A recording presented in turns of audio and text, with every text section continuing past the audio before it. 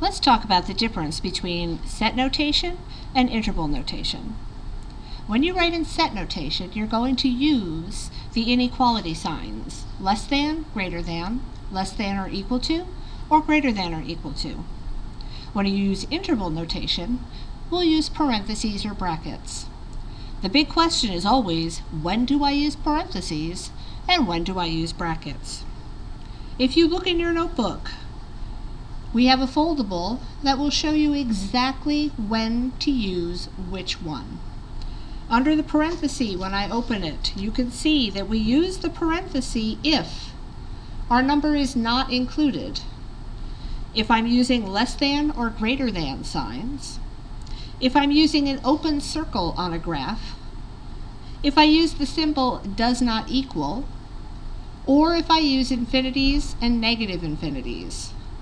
Okay? Negative infinity and infinity are directions, they are not numbers, so I cannot include them in a set. I use brackets if the number I'm looking at is included, if I'm using less than or equal to, or greater than or equal to, if on my number line my circle is closed or colored in, or if I'm using an equal sign.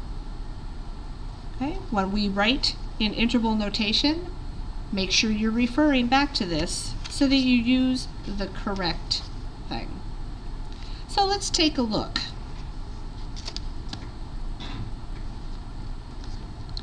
If I want to graph x is greater than -2, this is set notation. Notice that I have an inequality symbol here.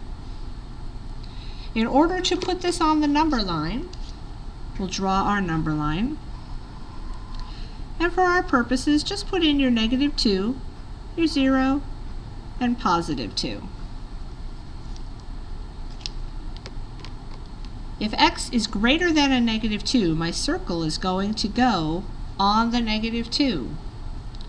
Because it is greater than, it means my circle is open. And I'm looking for all the numbers that are greater than a -2. Greater than means I'm going to the right. So I'm going to shade to the right. Make sure you put an arrow on it, which shows that this line is going to keep going on and on forever. Now let's take a look at interval notation. Interval notation talks about our boundaries. I want to know where the left boundary of my graph is and where the right boundary is. So as I'm coming in from the left, my line starts, my shading starts at -2.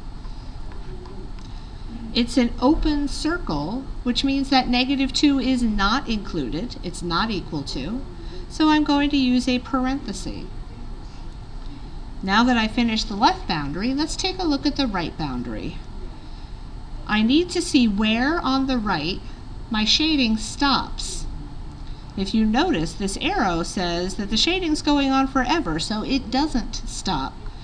So once I figure out that it's not stopping, I need to decide what direction it's going. Well, this side of my graph goes towards positive infinity. This side of my graph is going towards negative infinity.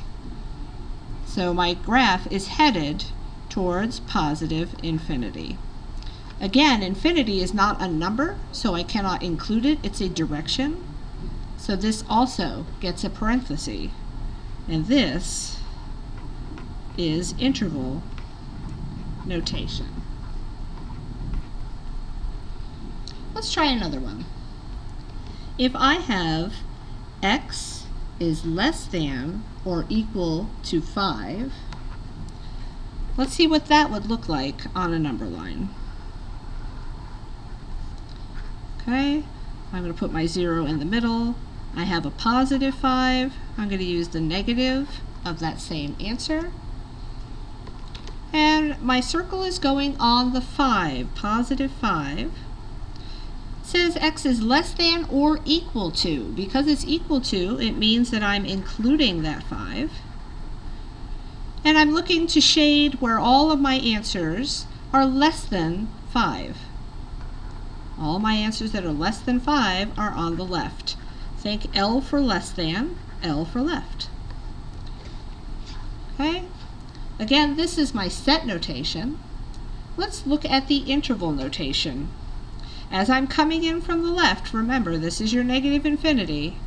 As I'm coming in from the left, this arrow tells me that this line is going forever that way.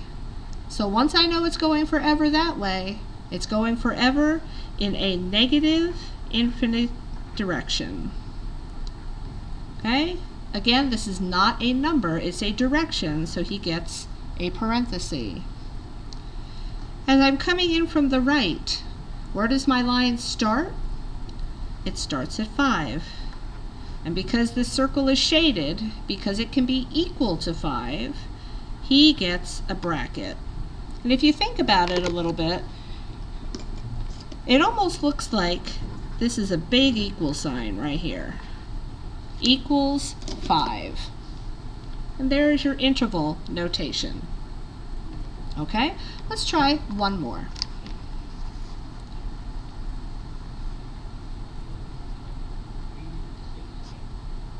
How about if I have -1 is less than or equal to x, which is less than 3. Now when I draw my number line, I'm going to put my right boundary right there. This time I have a left boundary, so we'll include that. And my 0 goes in the middle. When I read this, I'm going to read just this piece. X is less than 3. So I have a circle on the 3. It's not equal to it, so it's an open circle. And less than 3, these are all shaded that way. And I'm not going to put an arrow on it until I look at the other side. So now I have -1 is less than or equal to x. So I have a boundary on the -1. It can be equal to, so this one is colored in. And my -1 is less than all of my answers. Or if I read it this way, I can say x is greater than or equal to -1. So this one is going to shade this way. So that's what that would look like on a graph. Notice I have my left boundary, my right boundary, my x's are all in the middle, and here is my shading all in the middle. And when I want to write the set notation or the interval notation for this, I have my left boundary, I have my right boundary, my shaded in dot is equal, that's a bracket, my 3 is not shaded in, that's a parenthesis. That is how you can graph and write in set and interval notation.